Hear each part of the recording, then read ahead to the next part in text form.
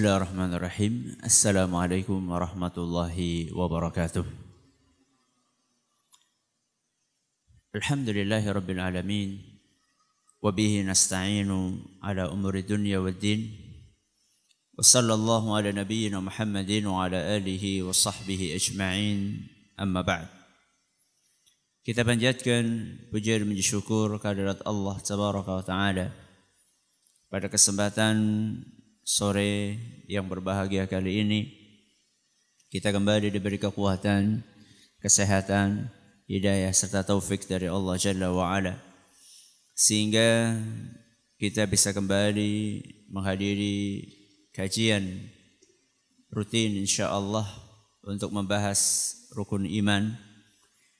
Kita berharap semoga Allah subhanahu wa ta'ala berkenan untuk melimpahkan kepada kita semuanya ilmu yang bermanfaat, sehingga bisa kita amalkan sebagai bekal untuk menghadap kepada Allah Jalla wa'ala. Amin.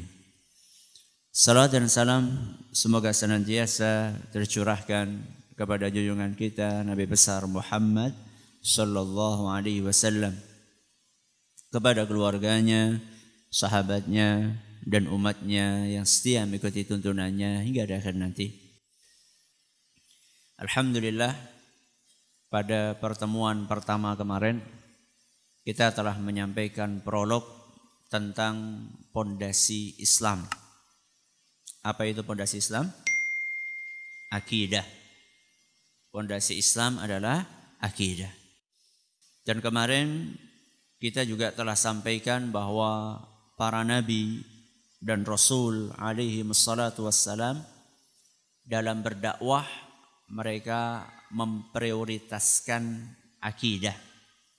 Memprioritaskan akidah. Walaupun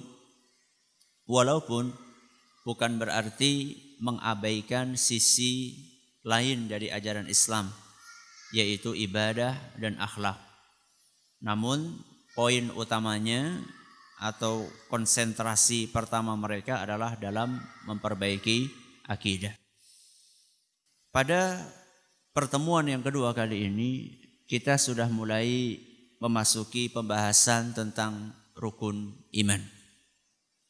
Hanya saja kita masih membahas tentang definisi dari rukun iman, kemudian dalil yang merupakan dasar dari rukun iman tersebut.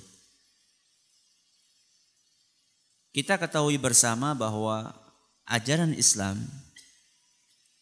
itu banyak. Ajaran Islam itu banyak. Kemarin kita telah sampaikan bahwa Islam kalau diumpamakan sebagai sebuah bangunan, maka Islam adalah bangunan yang besar apa kecil? Besar. Seandainya Islam diumpamakan sebuah bangunan, maka Islam adalah bangunan yang besar,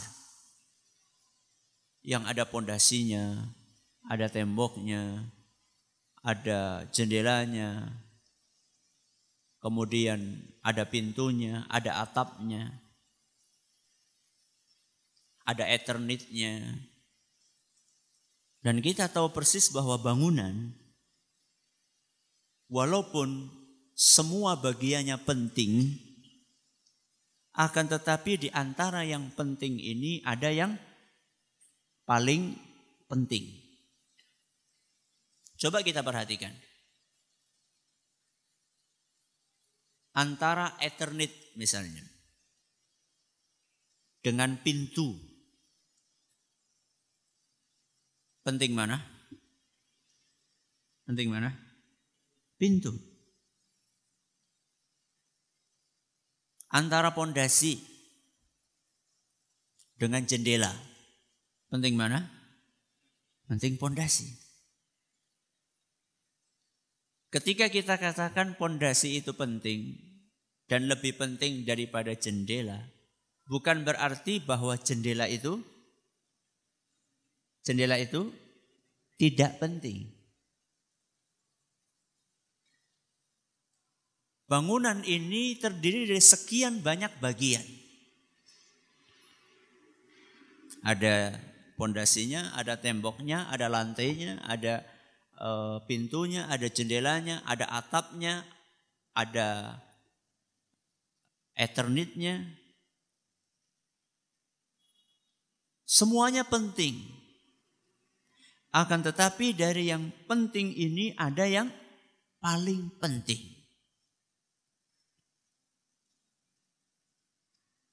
Islam pun seperti itu. Ajarannya banyak. Dan kalau kita bagi, ada perintah, ada larangan. Dan perintah atau larangan ini kalau kita jabarkan banyak sekali. Larangan juga sama. Kalau kita jabarkan akan banyak sekali. Larangan yang sifatnya keras saja, itu ada seorang ulama namanya Imam Az-Zahabi. Beliau mengarang buku judulnya Al-Kabair. Apa Al-Kabair? Dosa-dosa besar. Ini berarti larangan yang levelnya tinggi sekali. Itu ketika dihitung jumlah dosa-dosa besar yang beliau sebutkan, puluhan. Saya lupa ada 70 atau 80. Dan ada ulama yang lainnya nulis lebih dari 100. Berarti larangan itu kalau dijabarkan banyak. Sebagaimana perintah kalau dijabarkan juga banyak. Ada perintah yang sifatnya harus dikerjakan. Ini namanya wajib. Ada perintah yang sifatnya anjuran. Anjuran itu berarti sebaiknya dilakukan. Ini namanya sunnah. Ada larangan yang sifatnya harus wajib ditinggalkan. Ini namanya apa? Haram. Dan ada larangan yang sifatnya sebaiknya ditinggalkan. Ini namanya apa? Makruh. Yang wajib untuk diperintahkan. Contohnya, yang wajib untuk dilakukan. Perintah yang wajib untuk dilakukan. Contohnya, sholat. Terus, apa? Puasa apa?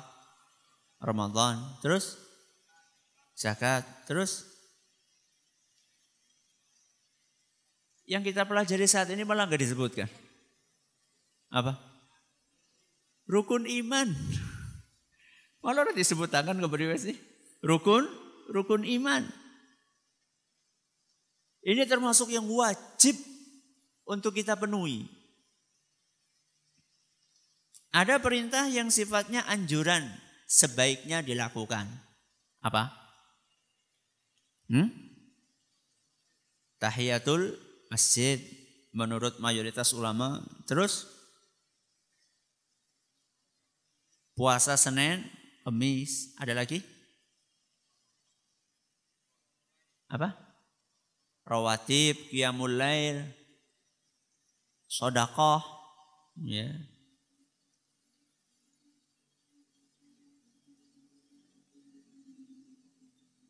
Larangan juga sama. Ada larangan yang sifatnya harus ditinggalkan. Itu haram namanya. Apa contohnya?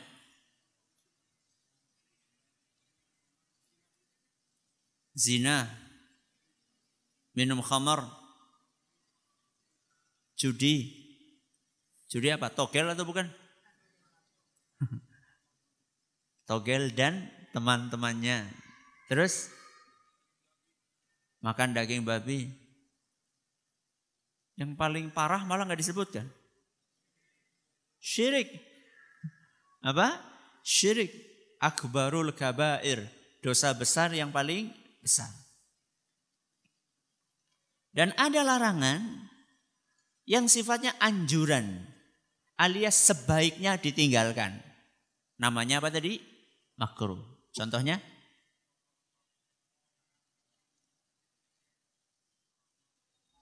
Rokok. Ya. Rokok itu khilafiyah. Ada yang mengatakan haram, ada yang mengatakan makruh. Lah apa-apa, khilafiyah iki. Kalau sudah ketemu masalah khilafiyah itu suka kayak gitu orang biasanya. Sholat berjamaah di masjid buat kaum pria kan khilafiyah. Ada yang mengatakan wajib, ada yang mengatakan sunnah. Berarti orang apa-apa. Orang apa-apa apa? Orang apa-apa enggak dilakukan gitu. Keliru. Jadi kalau memang sudah dilarang, sudah tinggalin. Apa sih untungnya? Menjalankan sesuatu yang dilarang. Walaupun sifatnya adalah anjuran. Bagaimana kalau ternyata yang lebih kuat pendapat yang mengatakan bahwa itu haram? Nah, ketika seseorang tahu bahwasannya perintah itu levelnya bertingkat-tingkat. Larangan levelnya juga bertingkat-tingkat. Maka dia harus paham bahwa konsekuensi meninggalkan hal-hal tersebut wajib. Kemudian apa? Sunnah. Atau konsekuensi melakukan haram atau makruh itu tentu berbeda. Konsekuensinya berbeda. Sebagaimana orang menjalankan kewajiban dengan menjalankan yang sunnah, konsekuensinya juga berbeda. Kalau kita bicara tentang perintah, maka konsekuensinya pahala. Kalau kita membicarakan larangan, maka konsekuensinya dosa. Antara seorang yang menjalankan sholat 5 waktu dan itu hukumnya wajib, dengan orang yang menjalankan sholat tarawih dan itu hukumnya sunnah, pahalanya besar mana? Sholat wajib 5 waktu. Karena level perintahnya lebih tinggi. Antara orang yang melakukan perbuatan syirik dengan orang yang melakukan perbuatan zina, dosanya besar mana? Syirik. Walaupun dua-duanya sama-sama haram. Ini penting untuk kita ketahui. Jangan sampai ketika kita masuk ke dalam agama Islam, kemudian kita mengamalkan ajaran Islam, kita lebih konsentrasi untuk menjalankan sesuatu yang sifatnya sekunder dibandingkan sesuatu yang sifatnya primer.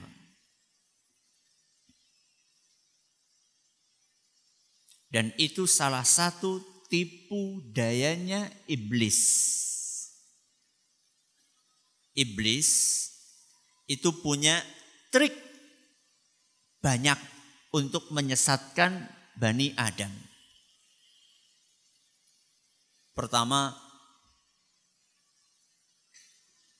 diajak supaya meninggalkan sesuatu yang wajib. Kalau ternyata gagal, ternyata dia semangat untuk menjalankan perintah, maka dia akan cari trik yang lain. Orang ini disibukkan dengan amalan-amalan yang sunnah, sehingga dia terabaikan dari amalan yang wajib. Mas, tadi jenengan subuhan kok enggak kelihatan di masjid? Iya aku kesiangan. Loh, kok bisa kesiangan? Nonton bola ya? Gua tahajud kok. Apa?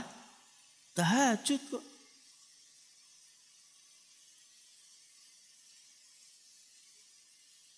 Hukumnya apa tahajud? Sunnah. Subuhan? Wajib. Ini tipu daya iblis.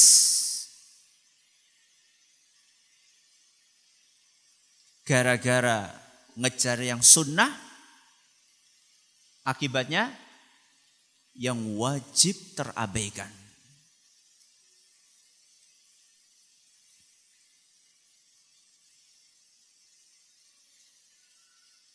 Kamu kok, ibu kamu sakit kok nggak ditunggui?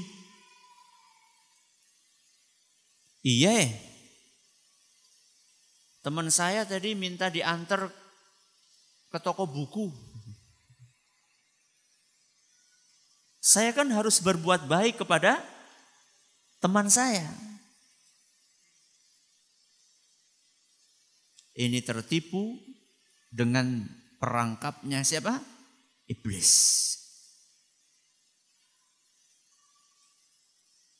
Berbuat baik kepada teman itu amal soleh atau bukan? Amal soleh. Birrul walidain. Birrul walidain. Amal soleh dan itu lebih tinggi levelnya daripada berbuat baik kepada teman. Makanya pernah ada seorang sahabat yang bertanya kepada Rasulullah SAW, ya Rasulullah, man ahaqqun nasi bihusni suhbati. Wahai Rasul, siapakah manusia yang paling berhak untuk aku perlakukan dengan baik? Siapakah manusia yang paling berhak untuk aku sikapi dengan akhlak yang mulia? Siapakah manusia yang paling berhak untuk aku sikapi dengan tutur kata yang lembut? Siapakah manusia yang paling berhak untuk aku bantu dia? Maka Nabi SAW mengatakan, ummak. Siapa? Ibumu. Terus siapa lagi wahai Rasul? Ibumu. Terus siapa lagi wahai Rasul? Ibumu. Terus siapa lagi wahai Rasul? Bapakmu. Berapa kali ibu? 3 kali. Baru siapa? Bapak. Teman nomor berapa? Teman nomor berapa? Mbuh nomor pira. Tapi jangan sampai salah paham bahwa berbuat baik dengan teman itu juga amal soleh. Tapi amal soleh itu berlevel-level. Dan kita harus cerdas untuk mengetahui mana level yang paling tinggi. Karena semakin tinggi level suatu amalan, maka pahalanya semakin besar.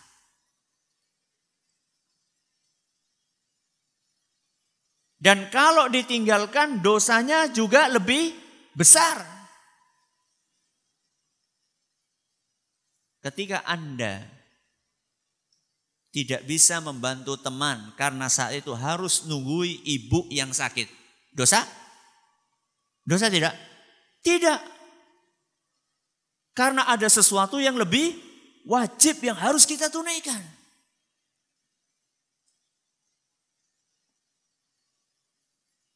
Nah, apakah yang paling primer di dalam Islam yang harus kita penuhi sebagai seorang muslim? Yang apabila tidak kita penuhi maka tidak sah keislaman kita. yaitu amalan-amalan, ibadah-ibadah yang diistilahkan di dalam agama kita dengan rukun Islam dan rukun iman. Itulah yang paling primer di dalam agama kita. Karena pembahasan kita tentang rukun iman, maka kita tidak akan membahas rukun Islam kecuali global saja. Nanti di akhir ketika kita bahas apa perbedaan antara rukun Islam dengan rukun iman. Rukun iman. Rukun itu artinya apa? Iman artinya apa? Baru nanti ketemu rukun iman artinya apa. Rukun artinya adalah asas atau sendi yang harus dipenuhi dalam sebuah aktivitas supaya aktivitas itu sah. Saya ulangi, rukun itu adalah sebuah asas atau sendi yang harus dipenuhi dalam sebuah aktivitas supaya aktivitas itu sah. Perhatikan baik-baik kata-kata supaya aktivitas itu sah. Berarti kalau rukun, sendi, asas tadi tidak dipenuhi, aktivitasnya tadi tidak sah. Saya kasih contoh simple, sholat. Sholat itu kan terdiri dari bacaan, gerakan, khusyuk dalam hati. Dan sholat ini antara bacaan, gerakan yang macam-macam itu tidak satu level. Makanya para ulama membagi ada rukun sholat, ada wajib sholat, ada sunnah sholat.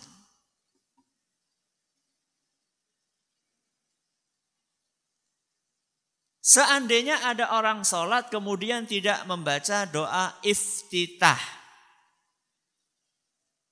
lupa, sah nggak sholatnya? Sah nggak? Sah, karena sunnah. Tapi beda kasus. Kalau ada orang sholat langsung sujud baru takbiratul ihram. Begitu masuk masjid sujud dulu terus baru takbiratul ihram. Sah atau tidak? Kena ngapa? Apa? Karena meninggalkan rukun. Apa rukun? Urut. Apa? Urut. Tertib. Urut. Ya. Atau ada orang sholat urut. Takbiratul ihram, baca al-fatihah, suratan, ruku, i'tidal, sujud, urut, terakhir salam. Tapi ndak tumakninah. Apa? Ndak tumakninah. Sah sholatnya? Tidak. Kenapa? Karena tumakninah adalah rukun. Jadi rukun kalau ditinggalkan dalam suatu aktivitas, maka aktivitas itu menjadi tidak sah. Itulah rukun. Iman. Rukun iman. Iman itu apa, Ustadz? Iman itu secara bahasa artinya adalah yakin dan mengakui. Apa? Yakin dan mengakui. Jadi kalau iman kepada Allah, dia yakin bahwa Allah itu ada dan mengakui itu. Iman kepada kitab-kitab berarti yakin bahwa kitab-kitab itu ada dan mengakuinya. Itu secara bahasa. Secara istilah atau terminologi, iman itu adalah meyakini dengan hati, mengikrarkan dengan lisan, dan mempraktekkan dengan anggota tubuh. Apa iman secara terminologi istilah? Meyakini dengan hati, mengikrarkan dengan lisan, terus mempraktekkan dengan anggota tubuh. Saya kasih contoh, la ilaha illallah. Bagaimana kita meyakininya dalam hati, mengikrarkannya dengan lisan dan mempraktekannya dengan anggota tubuh. La ilaha illallah harus diyakini dalam hati.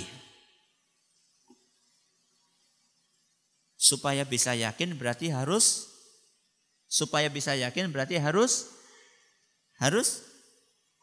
paham. Gimana meyakini sesuatu yang tidak difahami? Maka la ilaha illallah pahami dulu. Artinya apa? Tidak ada yang berhak disembah kecuali hanya Allah. Setelah kita faham bahwa arti dari la ilaha illallah tidak ada yang berhak disembah kecuali Allah, maka harus kita yakini di dalam hati kita bahwa satu-satunya yang berhak disembah adalah Allah Subhanahu wa ta'ala. Tidak ada satupun sebesar apapun yang boleh untuk kita sembah.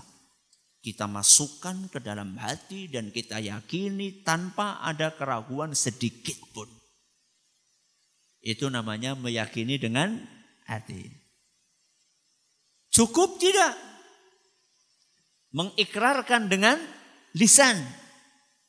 Makanya orang masuk Islam wajib harus mengucapkan apa? 2 kalimat syahadat.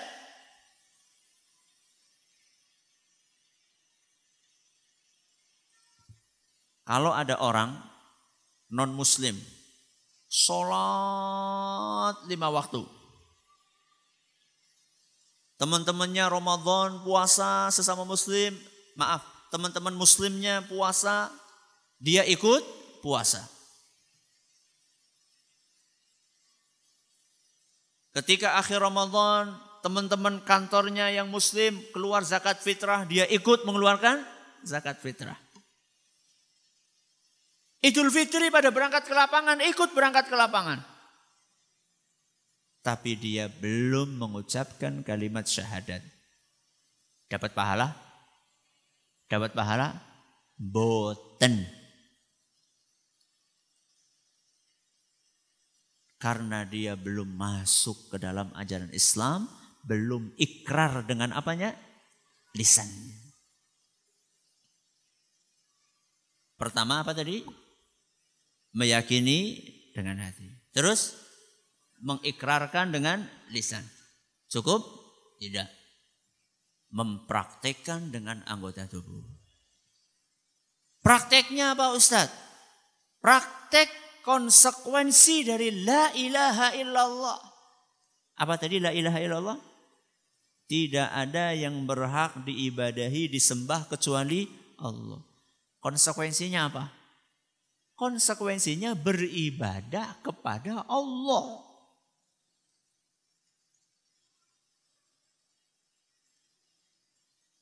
Dari sini kita mengetahui kekeliruan sebagian orang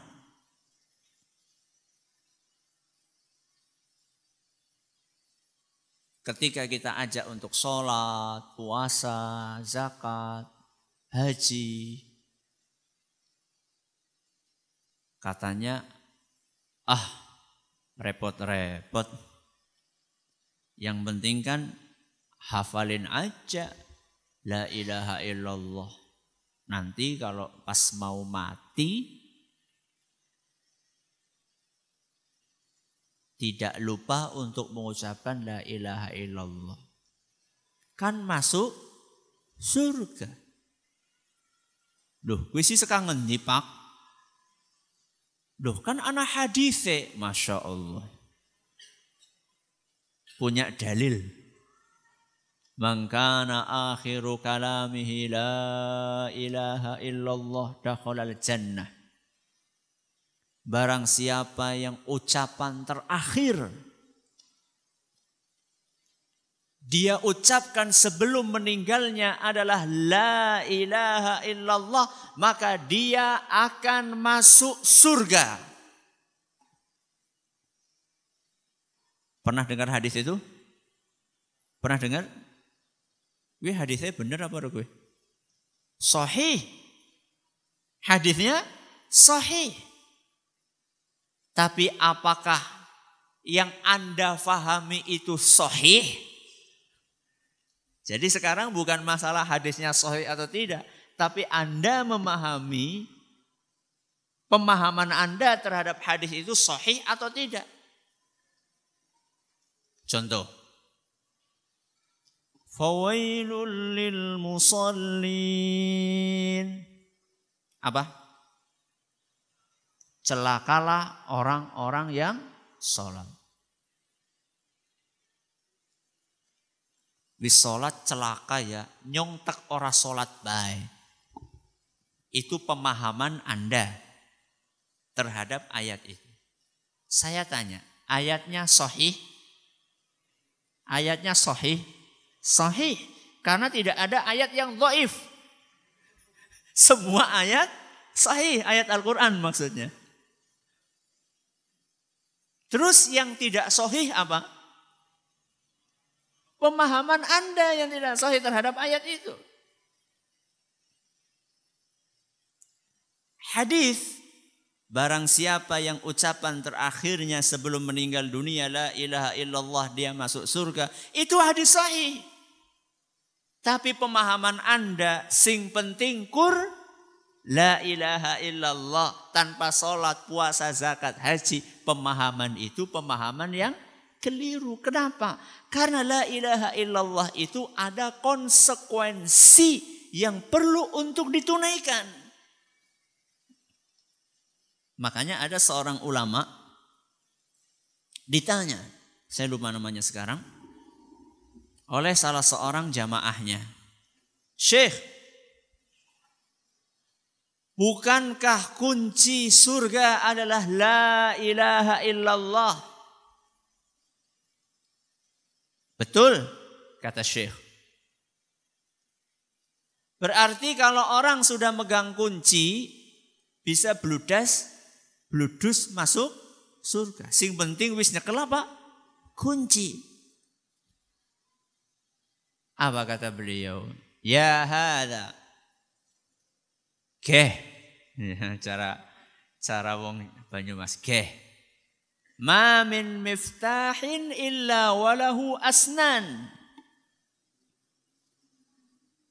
Kunci itu pasti ada geriginya. Ada apa? Gerigi. Anda sih nggak bawa kunci? Ada yang bawa kunci?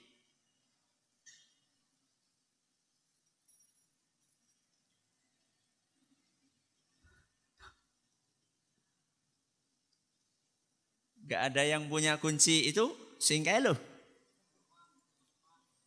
Kunci pintu rumah ada? Apa jenengan umai aman? Gak ada yang bawa kunci itu loh, kunci yang kemudian depannya ada apanya?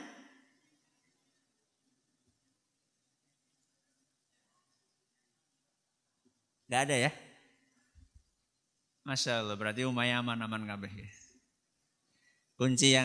Kunci zaman dulu itu loh, yang dimasukin terus depannya ada ininya loh. Ya, paham? Ya. Anggap saja ini kunci.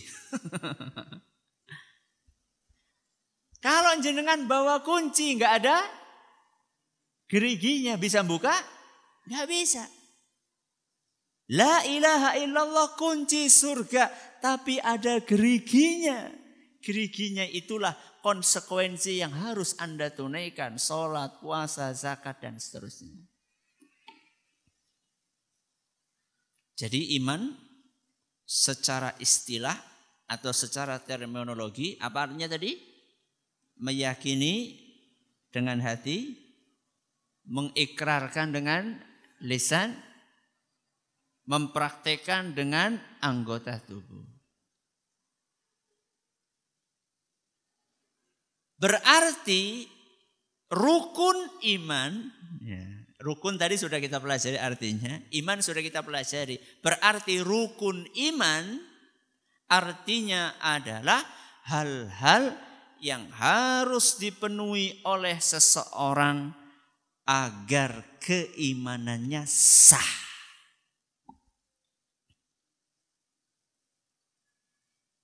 Kalau ada orang meninggalkan salah satu dari rukun tersebut dan dia tahu bahwa itu rukun, tapi dia tinggalkan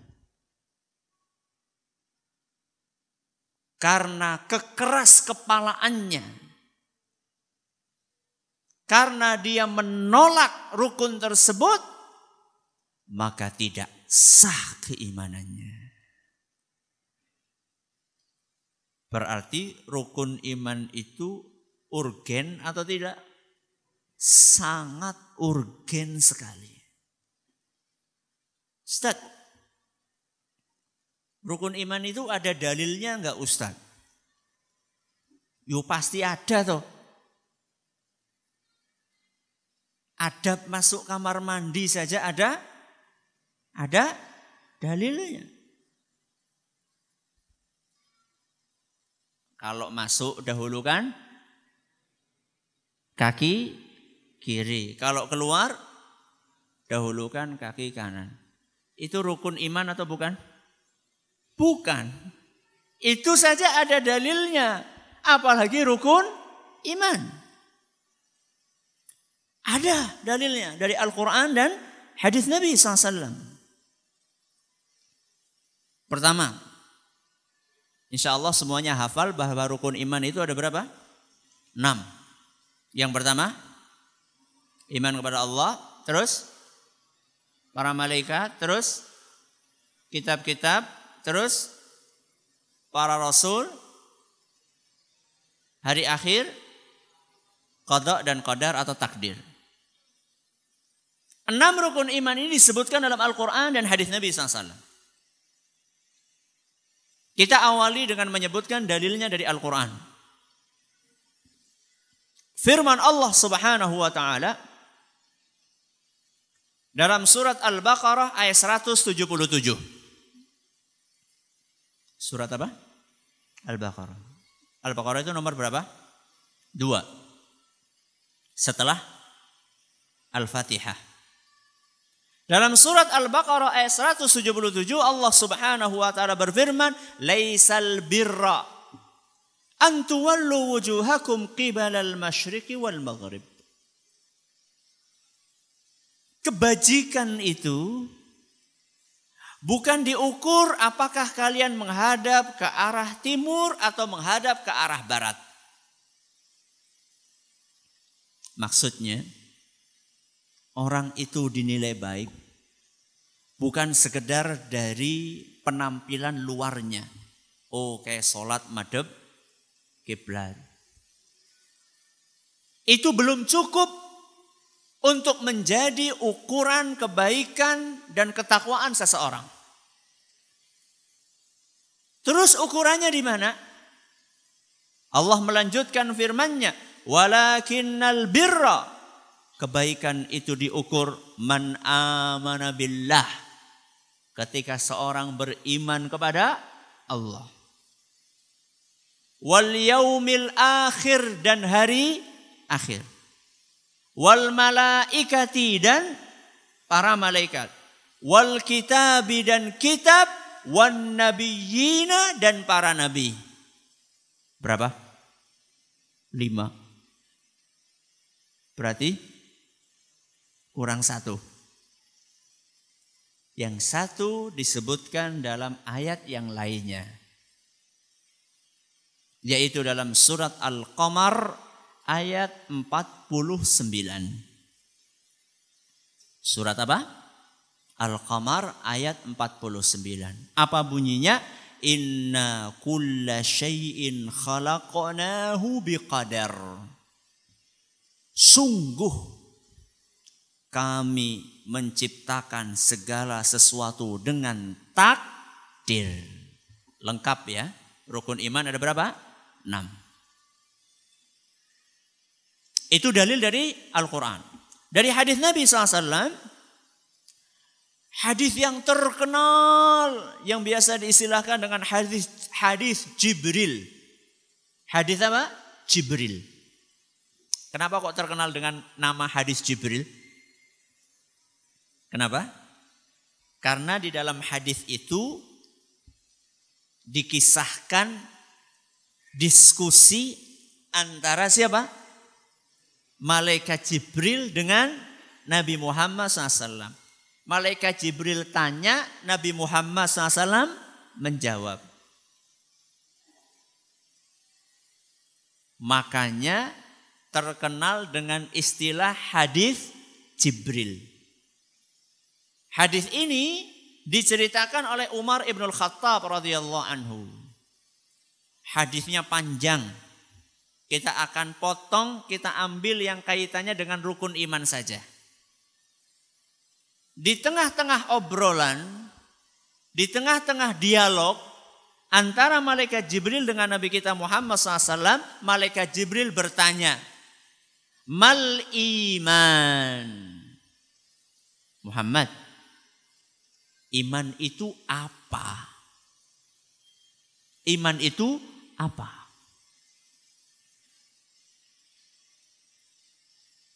Kalau dijawab semuanya itu kan banyak banget. Maka Nabi SAW menjawab rukun-rukunnya saja. Beliau menjawab, qala antu'mina. Iman itu adalah engkau beriman billahi, dengan Allah. Wa malaikatihi, dengan malaikat-malaikatnya. Wa kutubihi, dengan kitab-kitabnya. Wa rusulihi, dengan rasul-rasulnya.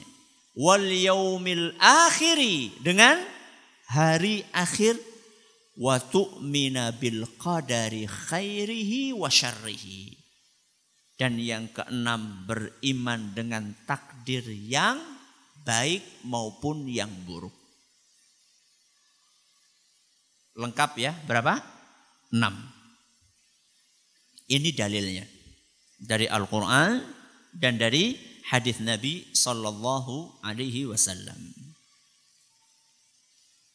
Pembahasan terakhir, apa bedanya antara rukun iman dengan rukun Islam? Kayaknya nanti masih ada waktu untuk tanya jawab. Karena kita punya waktu sampai jam 5:30. Maka kalau ada yang mau bertanya, disiapkan pertanyaannya. Kita sampai poin mana tadi? Perbedaan antara rukun iman dengan rukun Islam. Tadi di awal kita sudah bahas bahwasanya baik rukun iman maupun rukun Islam itu sesuatu yang pokok. Sesuatu yang primer di dalam Islam. Lah, kalau sama-sama primer, bedanya apa? Saya pernah sampaikan pertanyaan ini di sebuah pengajian. Ada yang menjawab, saya Ustaz, bedanya rukun iman 6. Rukun Islam 5. Benar apa salah? Benar apa salah? Benar. Tapi ya apa enggaknya guru wedok bedanya. Ya nuwun sewu, kalau hanya itu ya itu mungkin levelnya level jawaban anak TK ya. Makanya kan kita sampaikan dari awal. Kita mengadakan pengajian ini dalam rangka untuk meningkatkan apa? Level. Dalam rangka untuk supaya naik kelas. Aja TK be. Naiklah SD, nanti habis SD apa? SMP gitu ya. Ya saya tidak katakan itu salah. Ya. Tapi perbedaan yang mendasar itu bukan di situ. Para ulama kita menjelaskan sebagaimana disebutkan dalam beberapa kitab. Ada Syarah Sunnah karya Imam Al-Baghawi, Syarah Sahih Muslim karya Imam Nawawi, Jami'ul Ulum wal Hikam karya Imam Ibn Rajab, bahwa perbedaan mendasar antara rukun Islam dengan rukun iman, rukun Islam itu dominan identik dengan amalan-amalan lahiriah.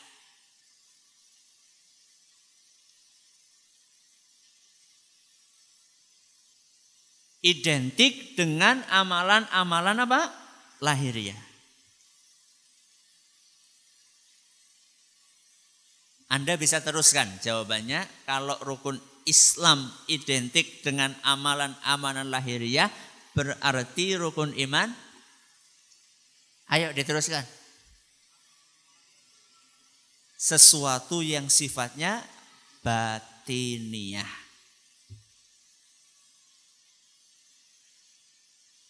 Lahiriah gue apa? Apa lahiriah? Apa lahiriah? Kelihatan oleh mata. Batiniah tidak kelihatan oleh mata. Kalau tidak kelihatan oleh mata berarti di mana tempatnya? Di dalam hati, alias keyakinan.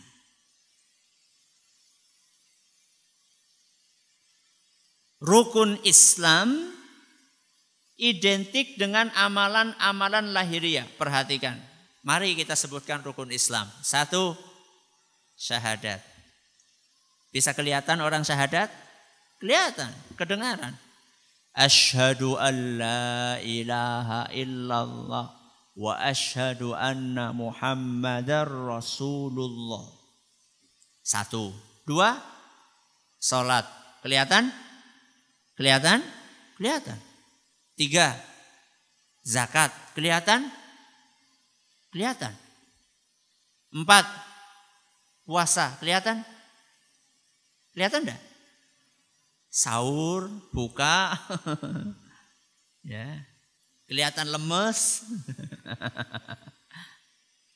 Yang kelima apa? Haji. Apa maning haji? Ya.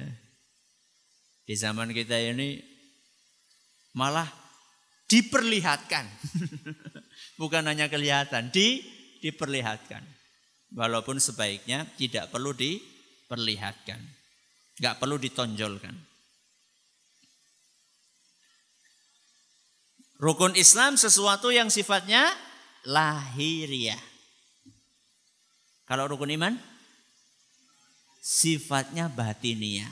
Sesuatu yang enggak kelihatan. Iman, keyakinan.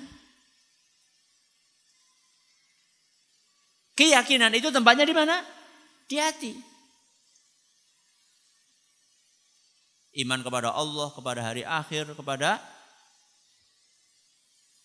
qada dan qadar. Sesuatu yang enggak kelihatan ini penting apa tidak? Penting atau tidak? Justru inilah yang paling penting. Karena yang ada di dalam batin ini, keyakinan yang ada di dalam hati inilah yang akan membuahkan amalan-amalan lahiriah. Dan amalan-amalan lahiriah yang tidak dibangun di atas keyakinan yang ada di dalam hati tidak ada gunanya. Mau contohnya? Orang-orang munafik. Orang-orang munafik. Mereka sholat gak? Sholat. Puasa, puasa. Zakat, zakat. Kurangnya apa? Kurangnya apa? Tidak beriman kepada Allah Subhanahu wa ta'ala. Duh, orang beriman kok sholat? Kenapa? Ada udang di balik batu. Mereka punya kepentingan duniawi di balik itu. Jadi mereka sholat, melakukan amalan lahiriah yang tidak dibangun di atas keyakinan yang ada dalam hati. Apa akibatnya? Di dalam Al-Quran, Allah Subhanahu wa ta'ala menyebutkan tempatnya kaum munafikin di akhirat. Innal munafiqina fid darkil asfali minan nar. Kaum munafikin di hari akhir nanti tempatnya adalah di dalam dasarnya neraka. Dasar itu apa toh? Kerak. Kerak itu berarti tempat sing paling dalam. Pol-pole neraka.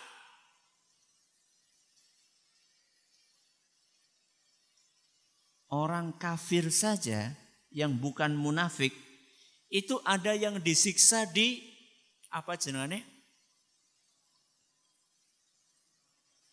Permukaane neraka. Jadi neraka itu bentuknya adalah ke bawah.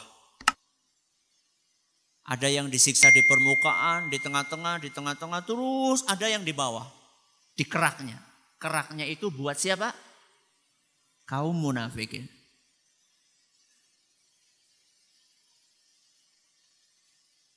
Bermanfaat sholatnya?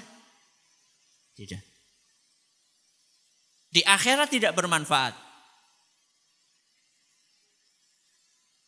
Itulah bahayanya. Amalan-amalan lahiriah yang tidak dibangun di atas keyakinan.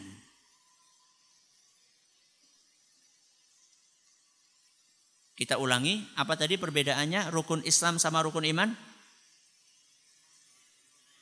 Rukun Islam lahiriah sifatnya, rukun iman batiniah. Keterangan para ulama ini menjelaskan bahwa lahir dan batin itu sama-sama penting.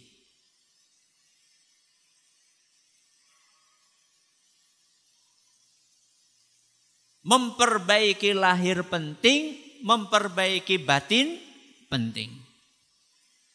Tapi pondasinya ada di dalam perbaikan batin.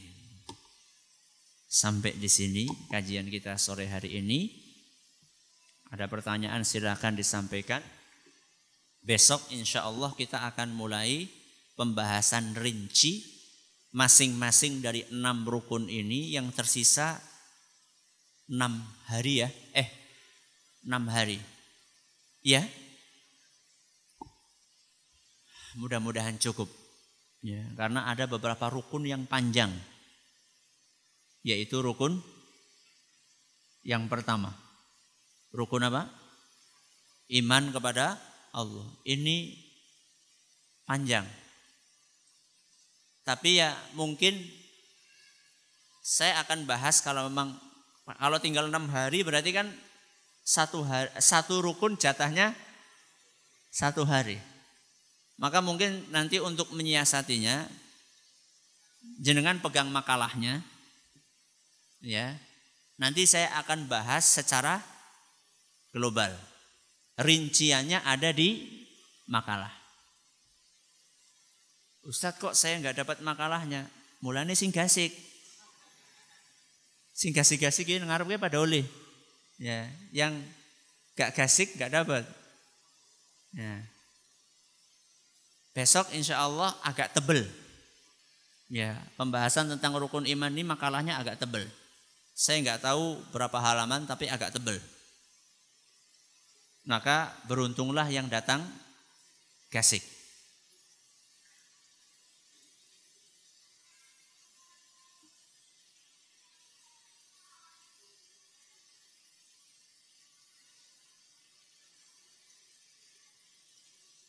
Seandainya seorang tidak mengikrarkan syahadat, tapi sholat, bukannya amalan tetap diterima karena dalam tasyahud ada kalimat syahadat.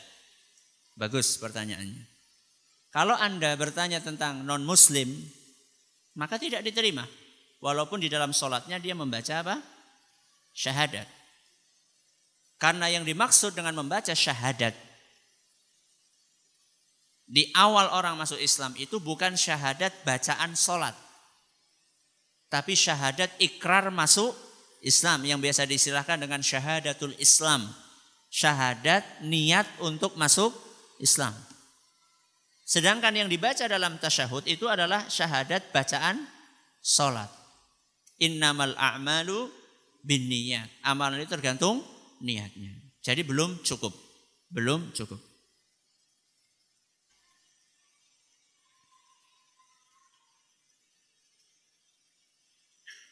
Ustadz, kalau kita sudah berusaha maksimal dan berdoa, tapi hasil akhirnya ternyata tidak sesuai dengan yang kita harapkan, apakah itu yang dinamakan dengan takdir? Bagaimana kita menyikapi takdir yang tidak enak? Hari ke-8 insya Allah. Ini pembahasan yang akan kita pelajari nanti. Terima kasih atas perhatiannya. Menurut segala kurangnya kita tutup dengan membaca Subhanakallahumma wa bihamdika asyhadu an la ilaha illa anta astaghfiruka wa atubu ilaik. Assalamualaikum warahmatullahi wabarakatuh.